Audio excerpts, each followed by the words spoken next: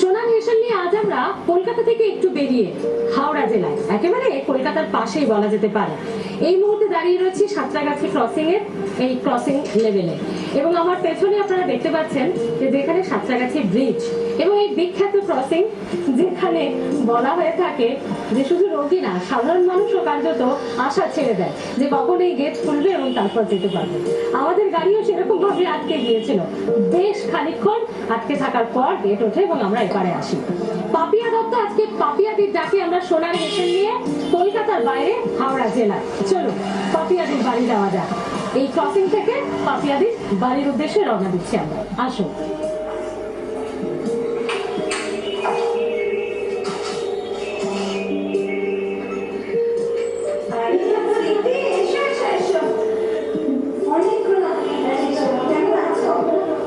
সোনার হেসেল নিয়ে অবশেষে একেবারে পাপিয়াদির বাড়িতে।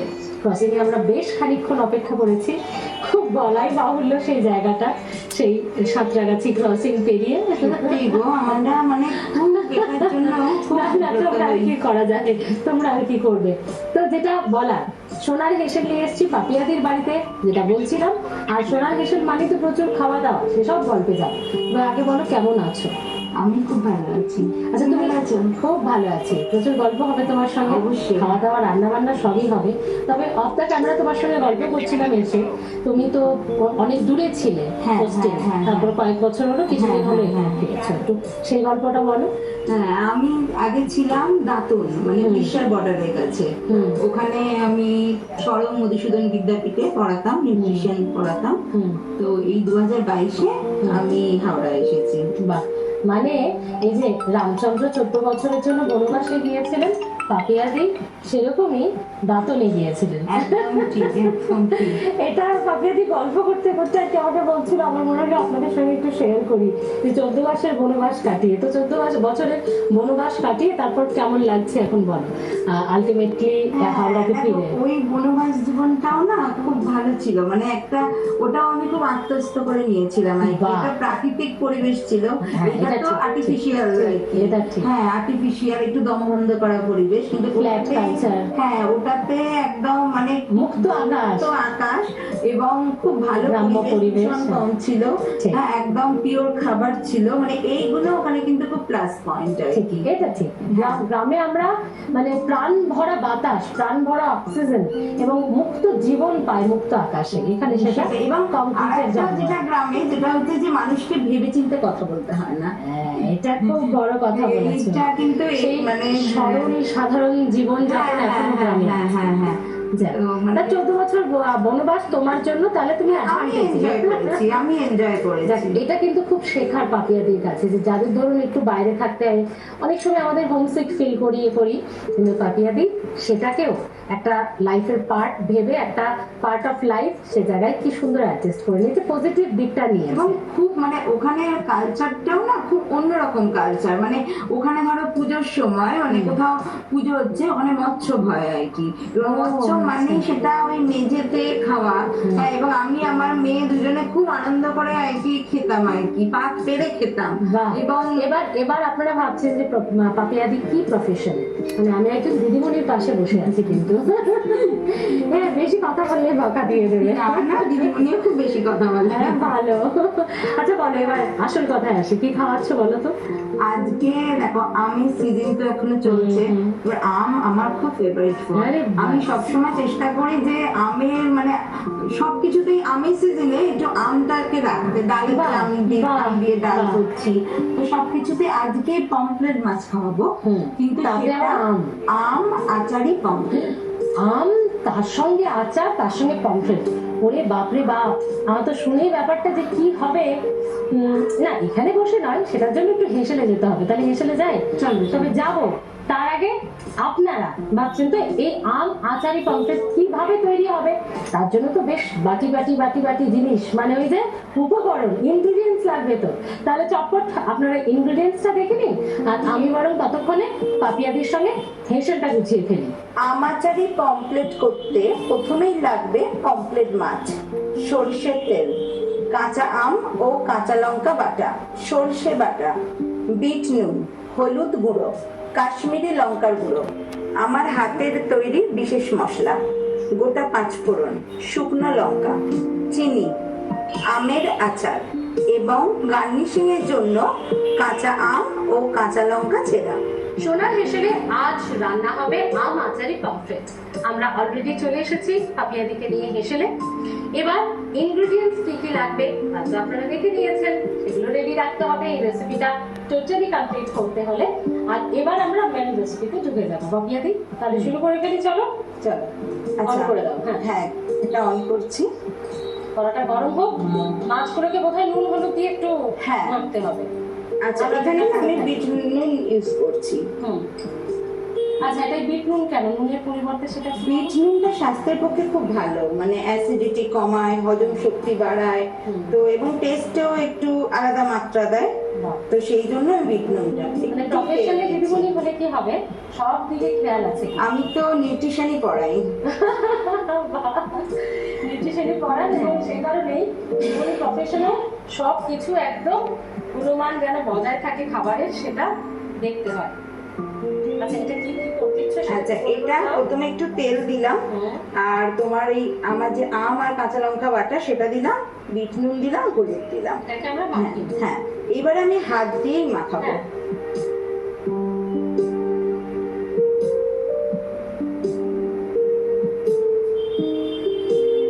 এবার আমি আস্তে করে মাছ দিয়ে দিচ্ছি। দুটো করে মাছ ভাজবো।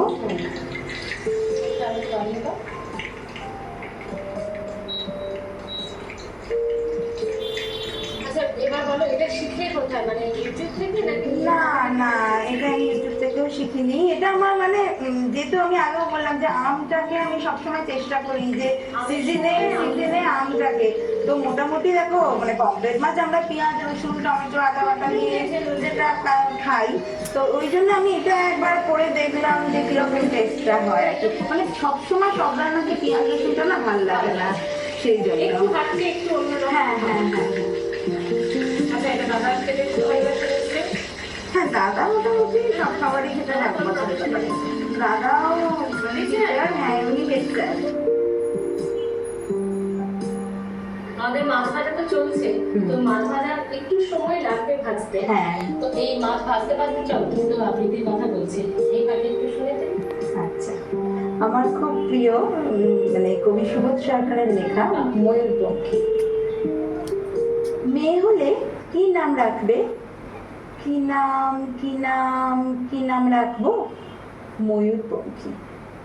কম করে 19 জন কবি লেখক অধ্যাপক বলেছেন, বুঝলে, এক ছেলে ছেলে নয়, তোমার একটা মেয়ে দরকার। আমার সামনে কাক ভোর, ফুটপাত আর ফুটপাত, ঘুমিয়ে রয়েছে এক ভারতবর্ষ ময়ূরপঙ্খী। আমরা কি পারি না হোম থেকে, রাস্তা থেকে, ফুটপাত থেকে একটি করে ময়ূরপঙ্খী ঘরে তুলে আনতে? এটা কঠিন বাস্তব, এটা সত্যি বাস্তবকে কতটা সাদরে আমরা গ্রহণ করতে পারি এই কবিতায় আবৃত্তির মধ্যে ভীষণ ভালো লাগে। মানে আমরা সহজে দত্তক নেওয়ার কথা ভাবতে পারি না, তো অথচ হ্যাঁ বন্ধাত্মের জ্বালা সারা জীবন জ্বলতে পারি বন্ধাত্ম জ্বালায়, কিন্তু দত্তকের কথা ভাবতে পারি না। তো সেইটা কবি এত সুন্দর লিখেছে। এই কবিতার মধ্যে দিয়ে ঘুরে গেছে। চলো, এটা করতে করতে আমাদের হ্যাঁ, মাছ ভাজাও আমাদের রেডি হয়ে গেল, এবার একদম তুলে নেবো।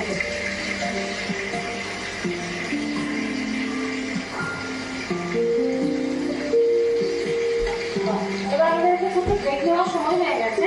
মাছটা ভাজাও কমপ্লিট, মোটামুটি আমরা রেসিপির বাকি অংশে যাবো। তবে একটা একটু ব্রেকে মাছ ভাজা কমপ্লিট হয়ে গেছে, সঙ্গে একটা সুন্দর আবৃত্তিও আমাদের শোনা হয়েছে। এরপর আমরা রেসিপির নেক্সট অংশে যাবো। এরপর কি করবো? হ্যাঁ, যখন বিরতিতে গিয়েছিলাম তখন আমি তেলটা কমিয়ে রেখেছি, তেলটা কমে গেছে, এখন আমি অল্প তেলে প্রথমেই আমি ফোড়নে 5 ফোড়ন দেবো। পরিমাণ মতো, যেহেতু আমরা হ্যাঁ, হ্যাঁ, হ্যাঁ। মাছ নিয়েছি। আর 2 শুকনো লঙ্কা দিয়ে দিলাম। দেখা একটা সুন্দর স্মেল আসছে। দেখো, ট্র্যাডিশনাল রান্নায় কিন্তু এই কখনো শুকনো লঙ্কা ভালো দিয়ে ওদের একটা অন্যরকম মাত্রা তৈরি হয় না। এবার এই কাঁচা আম আর কাঁচা লঙ্কা বাটাটা দিয়ে দেবো। হ্যাঁ, এবারে তো ওটা একটু করতে হবে, তাই না? হ্যাঁ, এই জিনিসটি এর মধ্যেই দেবো? হ্যাঁ দেবো, একটু পরে দিচ্ছি। বিয়ে হয়েছে কবে? আমার বিয়ে হয়েছে 2009। আমার মেয়ে 4-এ পড়ছে। তো ওকে নিয়েই তারপরে এতগুলো বছর চলে গেছে। হ্যাঁ হ্যাঁ হ্যাঁ ওই সঙ্গী ছিল, বলো? হ্যাঁ হ্যাঁ, সব কিছু দেবো। হ্যাঁ, পুজোর সময় আসতাম, গরমের ছুটি, আর বিশেষ করে করোনার সময় ও তো আমার ভীষণ ভালো সঙ্গী ছিল। অবশ্য তোমার দাদাও এসেছে, বাইক চালিয়ে মুর্শিদাবাদ থেকে এসেছে করোনা পিরিয়ডে। হ্যাঁ, মেঘ টান। হ্যাঁ, একটু বেশি লবণ দেবো, একটু হলুদ দেবো।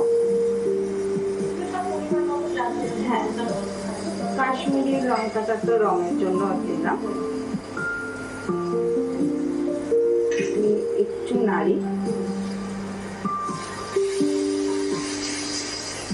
একটু তেলটা কম দিয়েছি।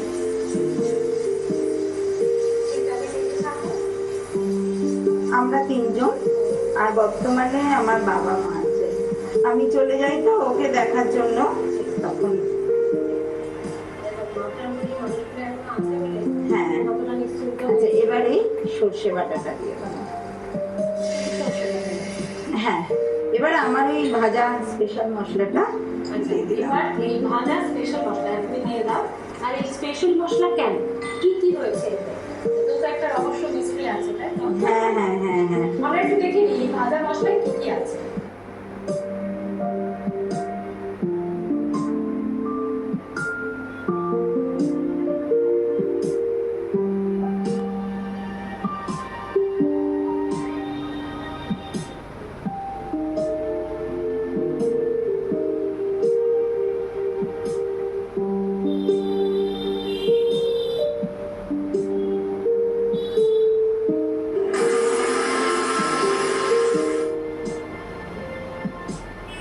ভাজা মশলা কিভাবে তৈরি হয় আপনারা দেখে দিলেন, কিভাবে দিদি তৈরি করেছে। সেই ভাজা মশলা স্পেশাল মশলা এখন অ্যাপ্লাই করা হয়েছে এই কষানো। আচ্ছা, এবার এই ব্যালেন্স রাখার জন্য একটু চিনি দেবো। যদি একটু মিষ্টি না খেতে চাই তাহলে হয়তো তবে দেবে না, অমিট করে যাবে, কিন্তু এই টকের সাথে একটু চিনি না দিলে ব্যাপারটা ভালো লাগে না। হ্যাঁ, এবারে আমের আচারটা দিয়ে দিচ্ছি। এইখানে না হয়েছে হ্যাঁ হ্যাঁ হ্যাঁ আমের পেস্ট আমরা আগে দিয়েছি। হ্যাঁ, আর কষানো তো বটে, এবং তার সঙ্গে আমরা মাখিয়ে রেখেছিলাম। তারপর আচারটা, এই আচারটা কি? আচ্ছা, আচারটা হচ্ছে আম, ওই জন্যই আমি টক আমটা ইউজ করেছি। যদি এটা টক আমের কাঁচা আমের আচার হতো তাহলে আর কাঁচা আম বাটাটা লাগতো না। এবার দেখো তেল ছাড়ছে। হ্যাঁ, আর মশলাটাই কিন্তু এগুলোতে মেন। হ্যাঁ, যখনই তেল ছাড়বে তখনই বুঝবো যে কষানোটা কমপ্লিট। তেল ছাড়তে শুরু করেছে, এবার আমি অল্প জল দেবো। এটা গামাখাই হবে না।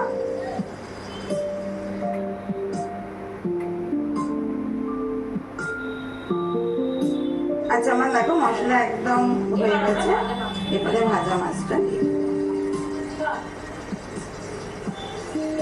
দারুণ দেখতে পাচ্ছি, কিন্তু তোমার কষানো যে মশলাটা, এটার মধ্যে একটা যেমন দেখতে পাচ্ছি তেমন গন্ধ মাংস আর এর মধ্যে যে একটা টক মিষ্টি মিষ্টা ফ্লেভার আছে, এটা একটা গন্ধ আসছে। এবার খুব হালকা করে আমি উল্টে নেব, আর বেশি এবার আমি গ্যাসটাকে কমিয়ে দিচ্ছি এবার। মোটামুটি হয়ে গেছে। হ্যাঁ, মোটামুটি আমার রান্না কমপ্লিট। এটা খুব ঝোল ভালো লাগে। না না না, এটা তোমার রুটি বা এরকমের সাথে খেতে, নান এগুলোর সাথে ভালো লাগবে, ভাতেও ভালোই লাগবে।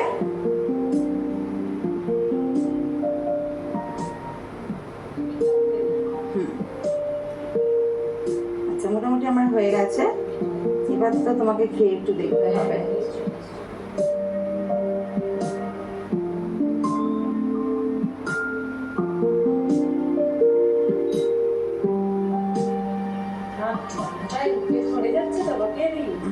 বুঝেছো?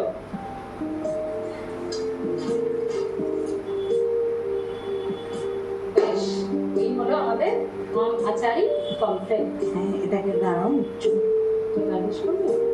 হ্যাঁ, একটু কাঁচা লঙ্কা আর আম যেগুলো ইউজ করেছি। মানে পুরোটা এ টু জেড পুরোটাই আম ব্যাপারটাকে কিন্তু রাখতেই হবে। গার্নিশিংও সেটাও রেখেছি। বাহ, আমাদের আম আচারি পমফ্রেট একেবারে রেডি। সুন্দর দেখতে হয়েছে, কেমন হয়েছে? তার জন্য তোমাকে খেতে হবে। এই যে, একটু গরম কিনা একটু হাতে তুলে দেখো দর্শককে। আম আচারি পমফ্রেট, দারুণ গন্ধ বেরিয়েছে। এখন চোখে জল চলে এসেছে যে কখন খাবো ব্যাপারটা। একটা বেশ টক মিষ্টি গন্ধ হচ্ছে, খেতেও ডেফিনেটলি ভালো। তো দর্শকদেরও বলে যাচ্ছি, ট্রাই করবেন কিন্তু definitely।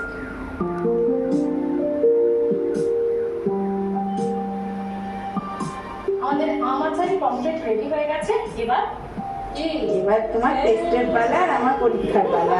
রেজাল্ট আউটের পালা। হ্যাঁ হ্যাঁ হ্যাঁ, পরীক্ষায় কেমন? বড় একটা পমফ্রেট না না, তুমি খাও, পমফ্রেট মাছ খাওয়া খুব উপকার। এই রে, ওই যে নিউট্রিশন না সাবজেক্ট। হ্যাঁ, ব্যাস ব্যাস। অনেক আয়োডিন আছে জানো ওই মাছে, হ্যাঁ। অনেক আয়োডিন আছে। যাদের থাইরয়েড আছে তাদের পক্ষে এটা খাওয়া খুব ভালো, খুব ভালো। আচ্ছা। এবং ওমেগা 3 ফ্যাটি অ্যাসিড আছে। বাহ, মেয়েদের তো প্রচুর সমস্যা হয়। হ্যাঁ হ্ঁ হ্যাঁ, তো খুব একটা সমস্যা করবে না না না,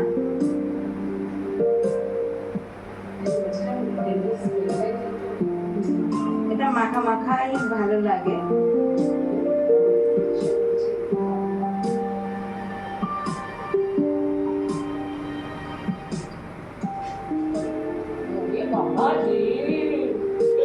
কেমন হয়েছে একটু বলো, আমি টেনশন করছি। কিছু বুঝবে না, বারোটা কারণ ওরে বাবা রে, খুব ভালো হয়েছে, খুব ভালো হয়েছে। Thank you thank you. হ্যাঁ, আমার যেমন সর্ষে, পোস্ত, দই, ডালটা এগুলো যেগুলো আমরা খেয়ে থাকি, তাকে কিন্তু একদম ঘাটতে সিরিয়াসলি ট্রাই করো। আমি তো বাড়িতে একদিন ট্রাই করে আমার বাড়ির লোকজন খাওয়ানোর চেষ্টা করবো। খুব ভালো হয়েছে, একদম অন্য স্বাদে। তো খাওয়া দাওয়া চলবে, পুরো পমফ্রেটটা খেতে হবে তো। তাহলে কি গোটা এপিসোডেই খাবো নাকি না সেটা আপনার আমরা বেশ একটু টেবিলে বসে ভালো করে খাবো। অবশ্যই। তবে তার আগে তোমার সঙ্গে একটু গল্প করতে হবে। চলো তাহলে বসি আমরা। চলো। তবে তার আগে একটা ছোট্ট ব্রেক নেওয়ার সময় হয়ে গেছে। ব্রেকের পর বাকি গল্পটুকু নিয়ে ফিরছি, সঙ্গে থাকো। আমার আচারি পমফ্রেট শুধু রান্নাই নয়, খাওয়া দাওয়া কমপ্লিট। এরপর সেই উপহার দেওয়ার পালা। সেই উপহার আমি আদির জন্য রয়েছে, দেবো। তবে তার আগে আপনাদেরকে একটা কথা বলতেই হবে। দাদাও টিচার প্রফেশনে একেবারে প্রধান শিক্ষক, হেড টিচারের জায়গা নিয়েছে। যদিও তাই একেবারে দুজনে টিচার একদম সুন্দর যেমনটা হয়ে থাকে, শাসন করে ছাত্রদের মানুষ করার দায়িত্ব দুজনের কাঁধে। তবে একটা বিশেষ বিষয় আপনাদের বলতে হচ্ছে, আজ এমন একটা পরিবারে আমরা রয়েছি যেখানে শুধুমাত্র রান্না বান্না, পড়াশোনা এই চর্চায় নয়, সংস্কৃতির নানান দিক এখানে পরিচর্যা করা হয়, লালন পালন করা হয়। তার এখানে সেই সংস্কৃতির একটা দিক যেন এই পরিবারের সঙ্গে জুড়ে রয়েছে, সেই শিল্প সত্তা জুড়ে রয়েছে, তাই তো? সেভাবে একটা সময় কাটে তোমাদের অবশ্যই। হ্যাঁ, আমাদের মানে সময়টাই ওই গান, নাচ, আবৃত্তি, শ্রুতি নাটক। আমার দাদাকেও আমি শ্রুতি নাটকে অনেকবার নিয়ে নিয়েছি। হ্যাঁ, তো নিয়ে এইভাবেই সময়টা কাটে আর কি। একদম। তো দর্শকদের তো একটু দেখাই তাহলে। অবশ্যই।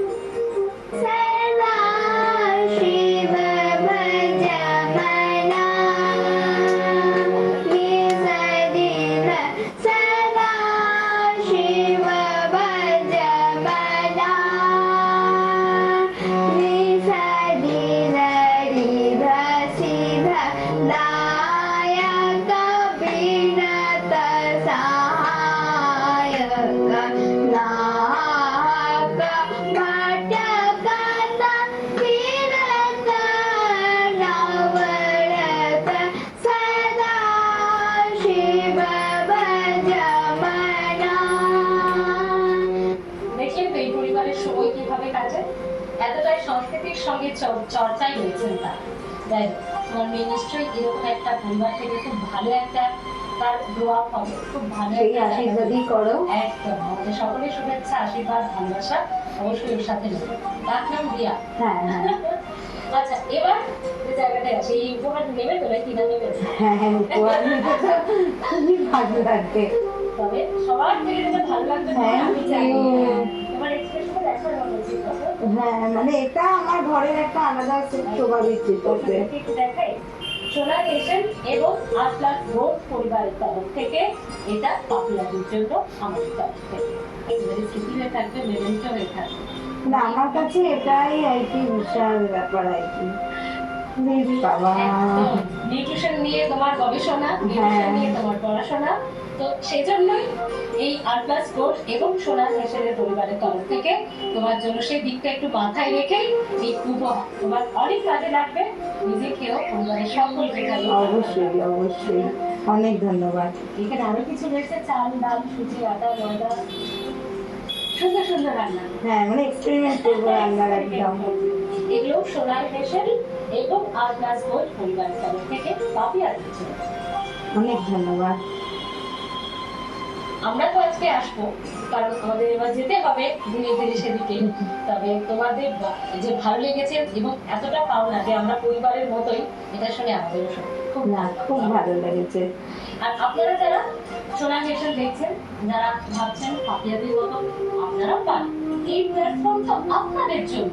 আর প্লাস গোল্ড সোনার মিশন পরিবার তো আপনাদের কথা ভেবেই সোনার মিশন তৈরি করেছে, তাই আর দেরি করবেন না, আমাদের ফোন নাম্বার অংশগ্রহণের জন্য আজই আমাদের ফোন করুন 03340162727। আমাদের ঠিকানা সোনার হেসেন আটলাস গোল্ড, 27 নম্বর Mirza Ghalib street, 3rd floor, Kolkata 16। তাহলে বাকি আজ আসি, খুব ভালো থেকো। আমার তো মন খারাপ লাগছে আসি বলছো বন্ধে। আবার আসি, আমরা কাজে না একদিন আড্ডা দিতে আসবো। হ্যাঁ হ্যাঁ হ্যাঁ সারা দিন ধরে বেশ এরকম একটা বৃষ্টির মৌসুমে চা খেতে খেতে বেগুনি খেতে ঠিক খেতে আছে, ঠিক আছে। তো যাই হোক, আজকে আমাদের এখান থেকে যেতে হচ্ছে। পাপিয়াকে এবং তার গোটা পরিবার খুব ভালো থাকুক, শিল্পের চর্চা, সংস্কৃতির চর্চা এই পরিবারের সঙ্গে চলতে থাকুক, আমাদের শুভেচ্ছা এবং বিয়ার জন্য আমাদের সকলের ভালোবাসা ও আশীর্বাদ। আপনারা দেখতে থাকুন আটলাস গোল্ড, দেখতে ভুলবেন না সোনার হেসেন, প্রতি শনি এবং রবিবার ঠিক বিকেল 4:30 মানে সোনার হেসেন।